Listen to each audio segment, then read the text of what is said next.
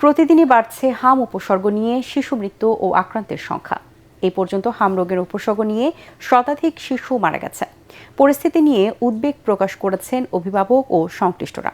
তাই টিকাদান নিশ্চিতের পাশাপাশি উপসর্গ দেখা দিলে দ্রুত চিকিৎসা নেওয়ার পরামর্শ তাদের। প্রতিনিধিদের তথ্যচিত্রে রিপোর্ট করছেন সাজ্জাদ জাহান।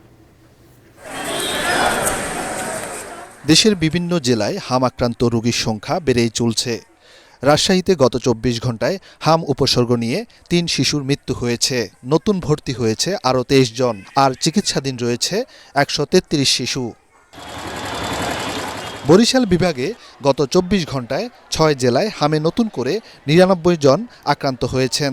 বরিশাল শেরেবাংলা মেডিকেল কলেজ হাসপাতাল সহ বিভিন্ন হাসপাতালে বর্তমানে চিকিৎসাধীন রয়েছে ৬৯৭ জন রোগী। চিকিৎসকরা বলছেন আতঙ্কিত না হয়ে অভিভাবকদের সচেতন হতে। এদিকে আমাদের নার্সরা একটু গাফিলতি করে, নার্সরা বলছে যে আমার ময়লা ওরা বলেন আমি একটু নার্স ভাড়া দিতে বলতে না, নার্সের একটু সমস্যা হয়, নার্স কম, এদিকে রুগী বেশি। আমাদের বেড সংখ্যা তো অপ্রতুল, আমাদের বেড ৪০টার মতো আছে, রুগী আছে ৬০টার কাছাকাছি। নিশ্চয়ই একটা বেডে একটা রুগী রাখা যাচ্ছে না। কিছু কিছু ক্ষেত্রে আমাদের একটু আইসিইউ বা ভেন্টিলেটর সাপোর্ট লাগে, সেটা আমাদের নাই। খুলনায় কোনো মৃত্যু না ঘটলেও সংক্রমিত হামে আক্রান্ত শিশুর সংখ্যা দিন দিন বৃদ্ধি পাচ্ছে।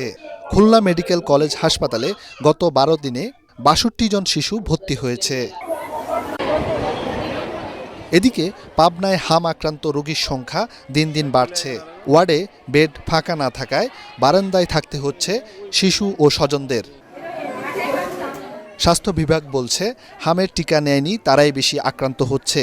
তাই টিকাদান নিশ্চিতের পাশাপাশি উপসর্গ দেখা মাত্র হাসপাতালে আনার তাগিদ দিয়েছেন চিকিৎসকরা।